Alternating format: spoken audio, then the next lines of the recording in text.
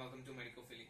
And this is a video on examination of OB. So in this video we are just gonna talk about how to perform an OB examination for a female gravid patient, which is a female pregnant patient. So here is the female pregnant patient which is at the 30 weeks of gestation, and this pregnant patient who is at 30 weeks of gestation is here for her OB examination. So let us go into the process and then see how the OB examination is done. Okay. Firstly, ma'am. Hello, ma'am. Hello. Ma'am, before going into the procedure of your OB examination, ma'am, I would like to get some data from you, ma'am. Ma'am, may I know whether are you married or single, ma'am? Married. Alright, ma'am. Ma'am, may I know when is your last menstrual period? February 2017. February 17. Alright, ma'am. So, yes, as I mentioned, she is at 30 weeks of gestation right now. And, ma'am, may I know, is this your first pregnancy? Yes. So, alright, ma'am. So, yes, we will just go with the go into the procedure, guys. So, firstly, the first procedure would be the draping of the patient. So, for which you have to just drape the patient and just expose the abdomen of the patient, which is the which has the gravid portion, which is the gravid portion of the patient up until the pubic symphysis, letting her groins visible but not the genitals. Take note, now we are done with the draping and now just go for the inspection. Just identify the linea nigra, which is at the center of the abdomen for the gravid patients. And okay, just check for any lesions, skin lesions or skin abnormalities, and just also check for the any very high amount of stretch marks as well. So if there are, please advise the patient to not scratch if she feels any itching on her abdomen. Just advise her to use some kind of itch guards or any numbing cream so that she will not feel any kind of itching over her skin.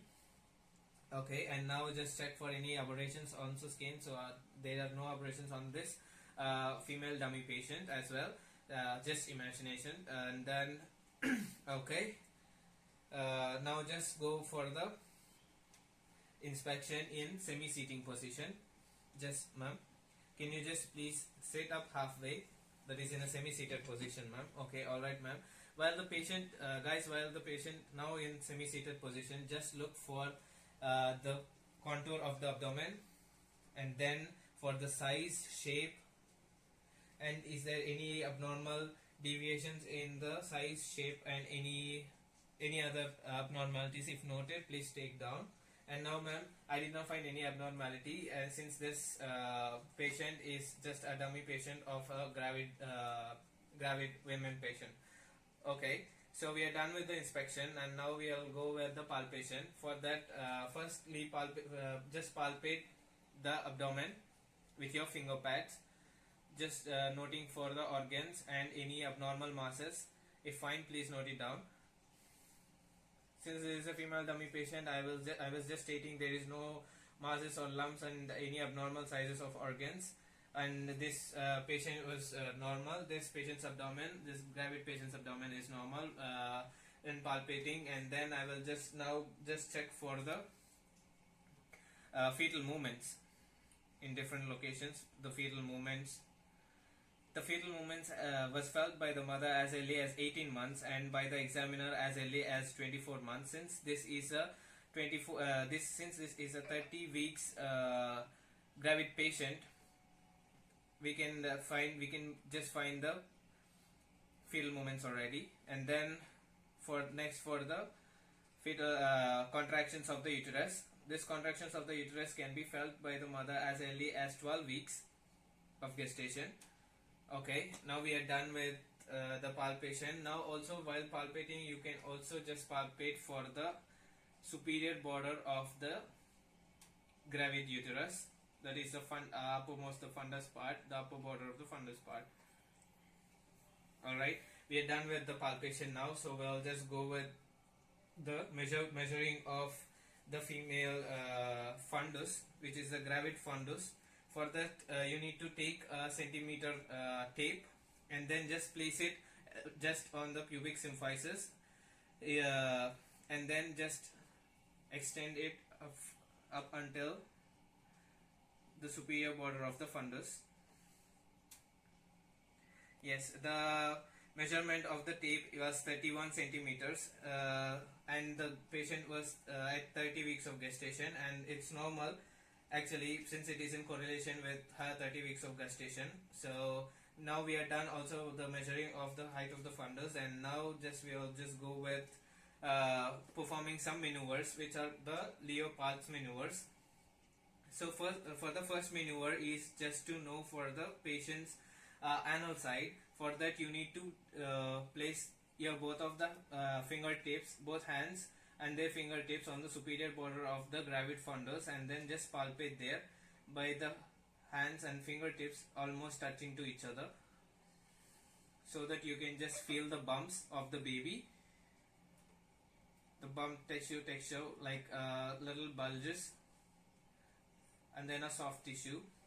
So we are done with the first maneuver, whereas we can just find the buttocks or the bumps of the baby for their location, and then the second maneuver, which is for the just location of the baby's back and also the extremities. For that, please both of your hands on the either side of the abdomen, and now just support one of your hand to make the uterus steady and still, and then just start palpating on the other side.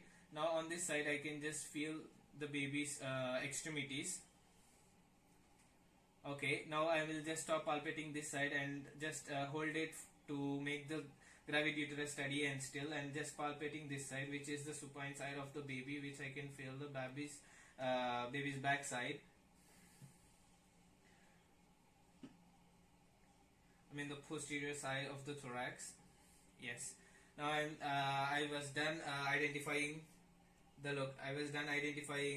location of extremities and also the posterior thorax side of the baby.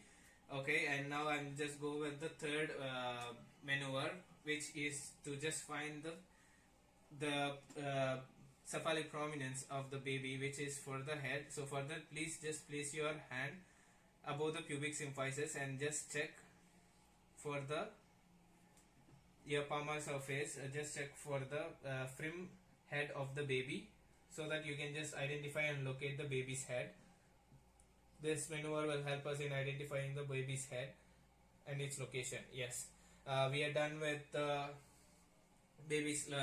locating the baby's head with the third maneuver, and we will just go for the fourth and final maneuver of Leo-Pulse, for which we should be facing to the foot side of the gravid patient, and then put your both hands on the each side of the abdomen. And now please move one of your hand downwards and inwards up until you reach the cephalic prominence, which is the head of the baby, and up until where the occiput of the baby, where it jets out in the posterior border of the abdomen, and also with the other hand. So that with this you can just check for the baby's head, the position of the baby's head, whether it was in flexed position or not. Yes, the baby's head is flexed here.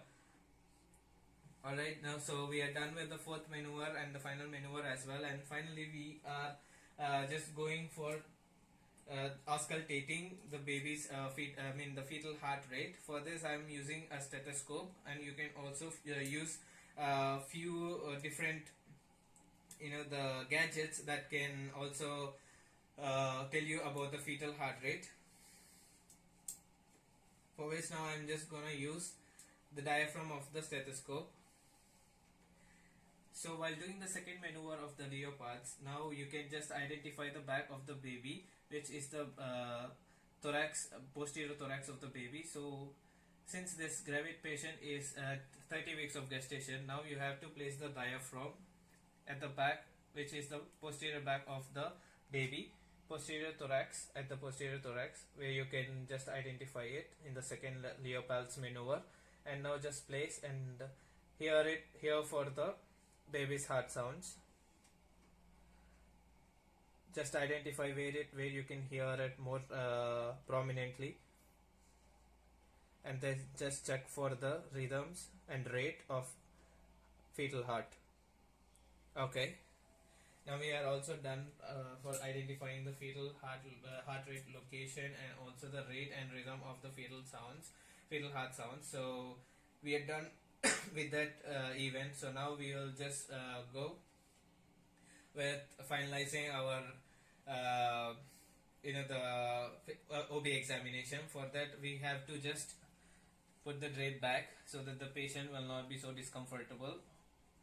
And now please you have let the patient dress up and then just finalize your results. As I just made a dummy patient of a 30-week gestation gravid patient. This gravid patient has no abnormality, and yes, we are done. And also do not forget, guys, don't forget to just emphasize the patient about the prenatal care. Just give them suggestions about the prenatal care, like just to maintain their health and avoid alcohol or cigarette smoking, and avoid going into high sun rays that might affect the baby and also the fetal health as well. So just just ask the patient to take note of these situations and just maintain proper health of maternal health, and also the take care of your gravid as well. So, and now we are done, and ask the patient for questions and clarifications. If the patient states none, so the patient is ready to set free. And do not forget to note the patient's findings, whether if it is normal or abnormal findings in the prenatal record, because if after parturition there might be a few complexes that so this recordings will be the prenatal recordings will be helpful for the doctor for the future reference in if just in case the baby has any abnormality or if there is any maternal abnormality. So if everything was said and done and everything was recorded, then that is when you can just set the patient free and you are done. So yes, and this is how you are gonna this is how just a brief, and not so brief, but just a brief methodology on how you do and how you perform the OB examination. So hope you like this video, and this video will let you know this video will bring you a little knowledge on how to perform an OB examination. So please stay tuned for more videos for Medicophily, and yeah, please do subscribe to Medicophily and stay tuned. Thank